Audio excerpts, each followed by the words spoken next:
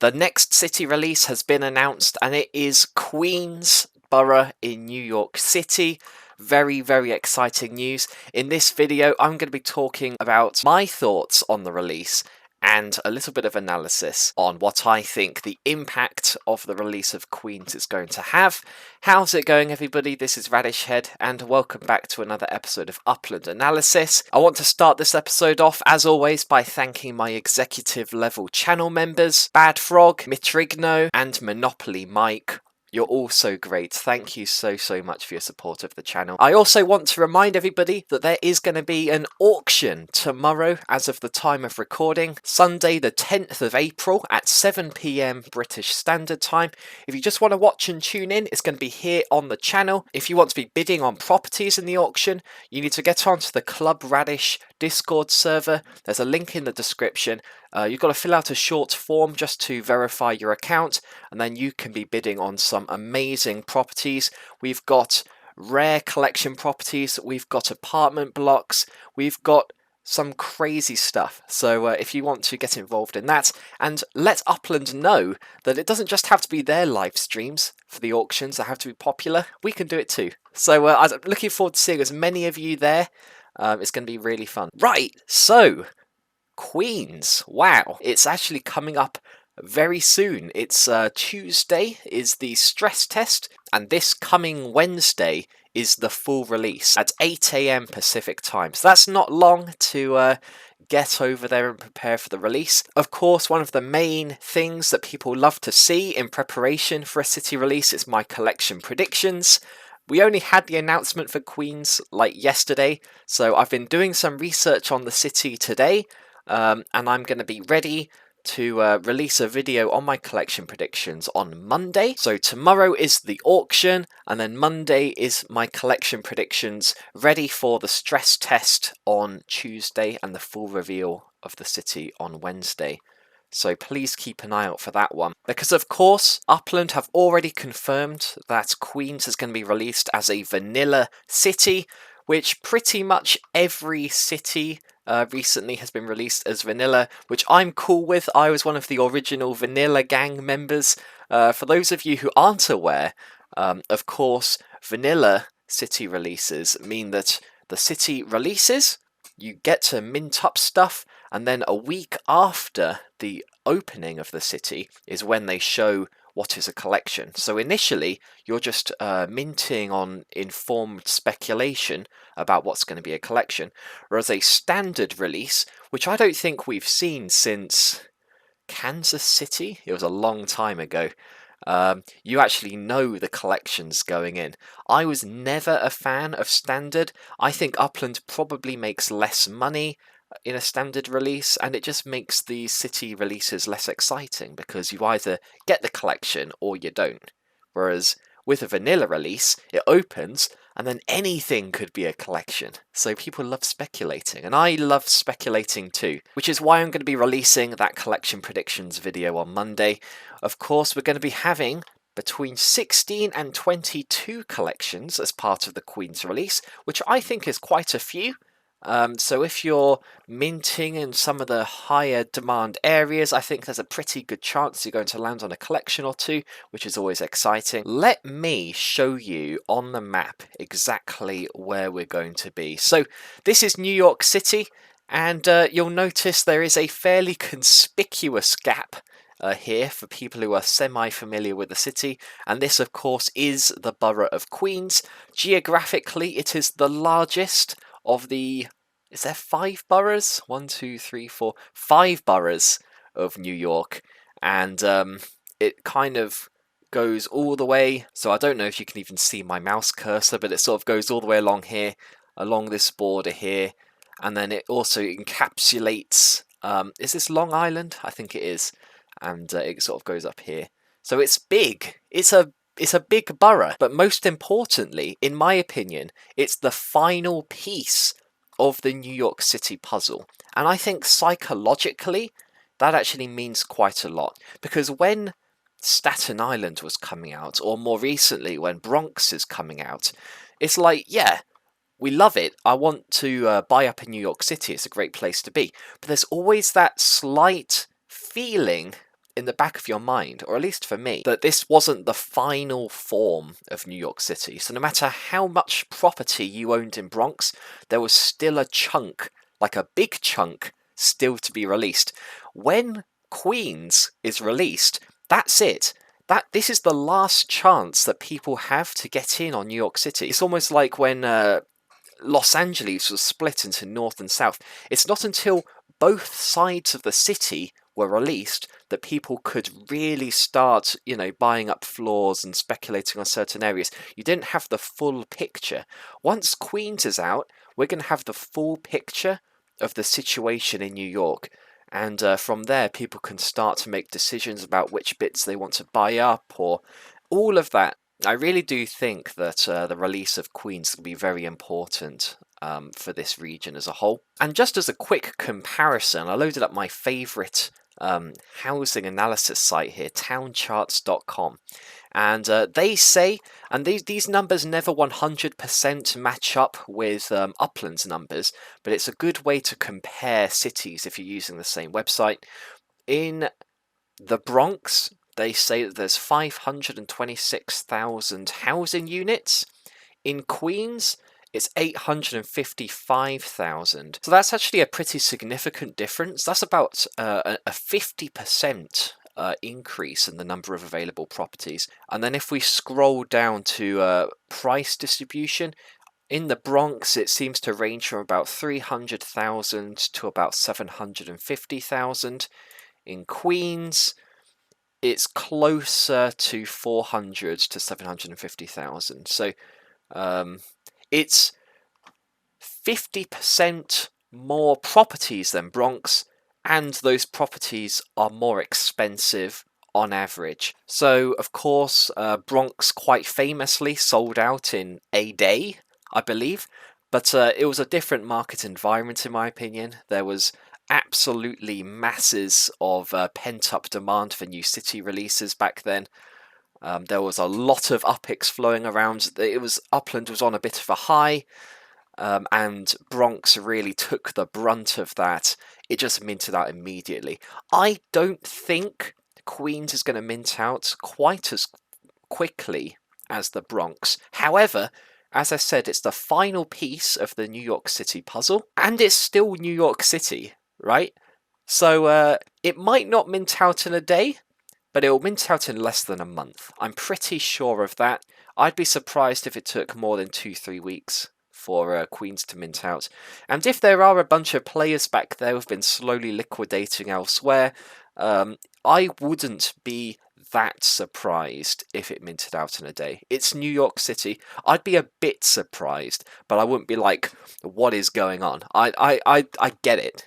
It's a very popular place to be. So as I mentioned earlier, there's going to be a stress test for Queens, which I just wanted to quickly talk about because there's something a little bit unusual about it, which I don't think a lot of people have picked up on. So on Tuesday, you've got a stress test with Woodside and Jackson Heights neighborhoods, and I'll show you where they are. They're actually in quite high demand locations within Queens.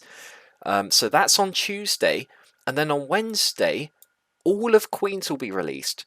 There's no stress test neighborhood before Queens is released. And you may be thinking, Radish, okay, you're really trying to extend this video length, aren't you? What does this mean? I'll tell you what it means. They're trying to make this stress test as meaningful as possible. I think they've learnt their lesson from previous stress tests. If you think about Los Angeles release, for example, there was a stress test right before the South LA release.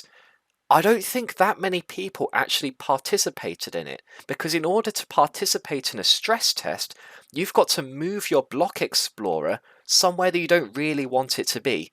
So most people, including myself, we just utilized that stress test time to get our explorers closer to where we ended up wanting to be. I was drifting my explorer over into downtown LA.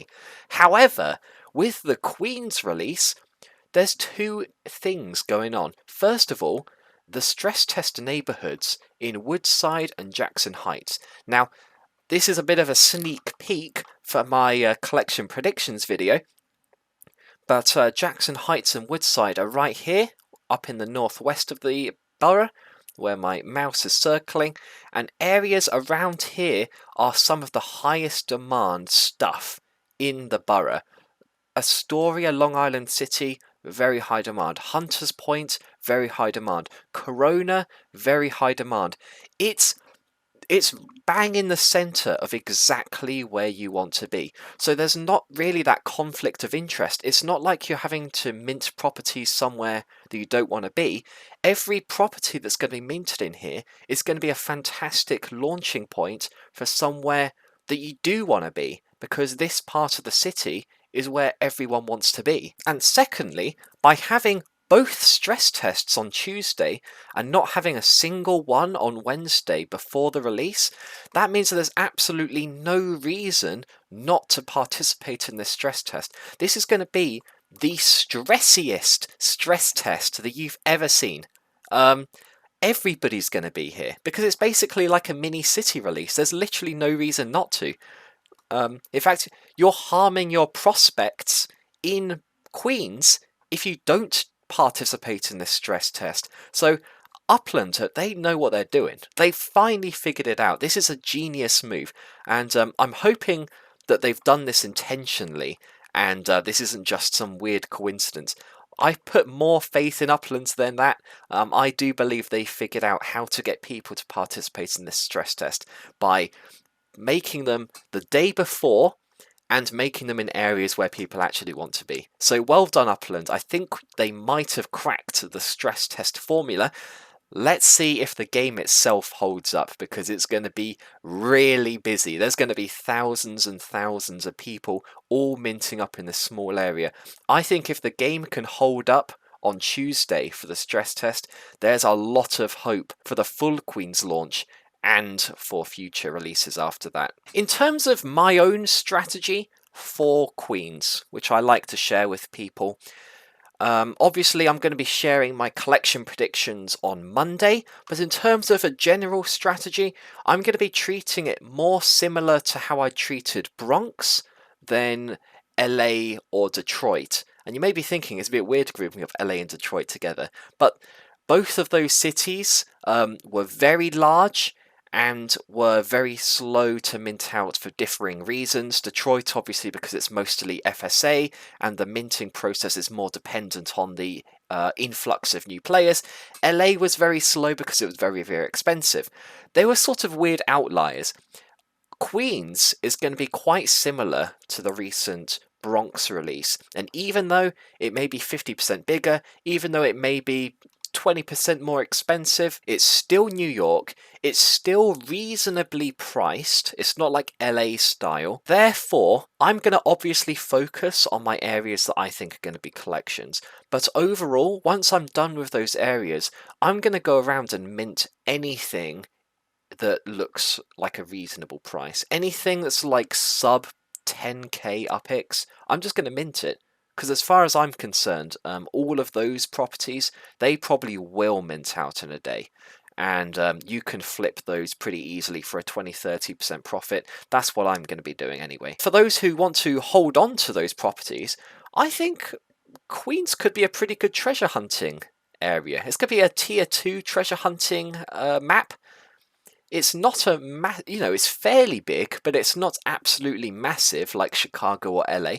I think you could jump around and make a really nice treasure hunting map here, and I could see a lot of players making this their dedicated treasure hunting spot. What does this release mean for other cities across Upland? Because if you look at their announcement, they kind of go through this whole thing talking about, we had a plan for the Detroit release, we had a plan for the Los Angeles release, and they have a plan for the Queens release. And what they're saying is, it's all about the secondary market prices of the East Coast. They've said that even though Detroit came out, it hasn't really affected the markups in Brooklyn and Manhattan. In fact, they've gone slightly upwards. I think Bronx has actually gone up even more than Brooklyn. In order to ensure this trend is not artificially created by the lack of natural supply in New York City, the next step is to inject the last borough, Queens. Now, I just want to say, I don't really have an issue with some areas of the map being way more expensive than others. And the great thing about Upland being mapped to the real world is that even if Upland absolutely hate the prices in Manhattan, they're like, we want it to go down to $50. They can release as many cities as they like. It's the players who decide what this stuff's worth. And there's only so many cities that they can release on the East Coast. In fact, this is the last borough of New York City. So if this doesn't work, then Manhattan's going to be expensive forever. New York City's going to be expensive forever. It's not like there's another New York City. There's only one.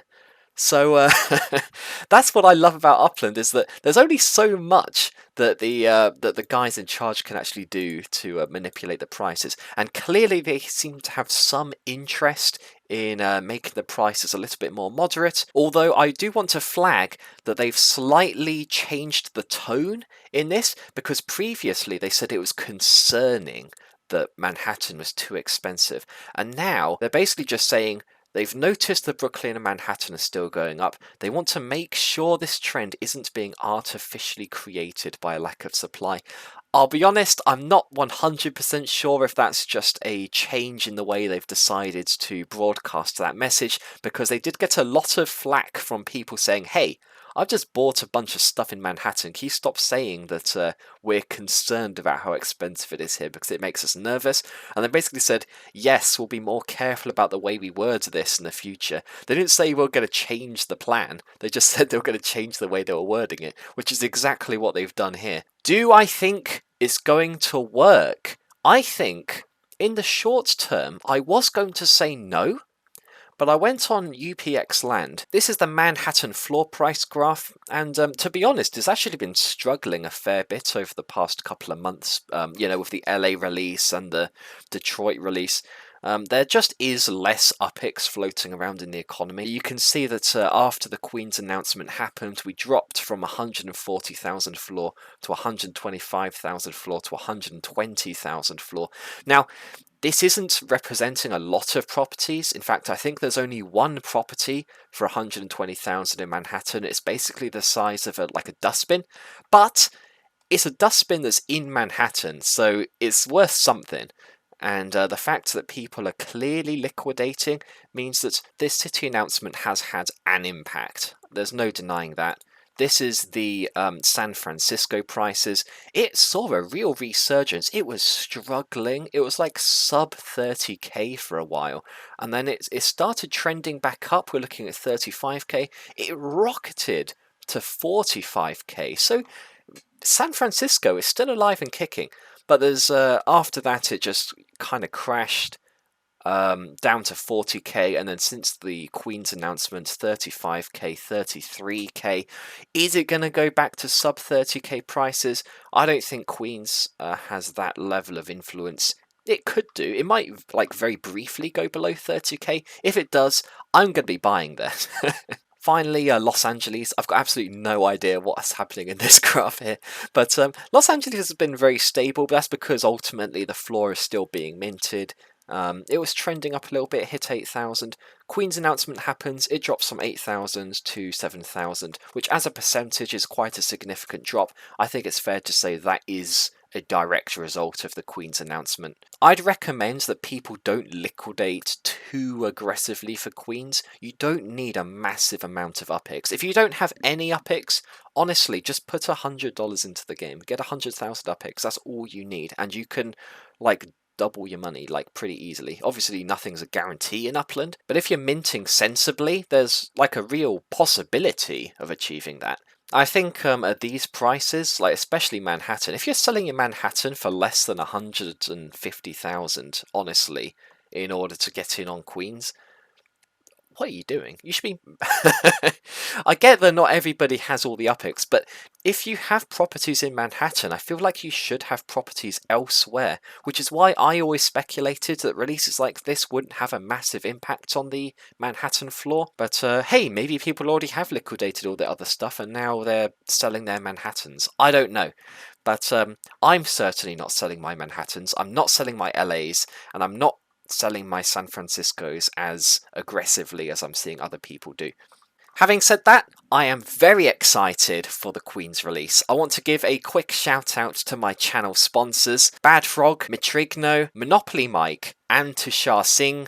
You're also great. Everybody, keep an eye out for the collections predictions on Monday. Please join up and bid on the auctions happening on the channel tomorrow. And I hope you guys all have a fantastic weekend. I'll see you next time.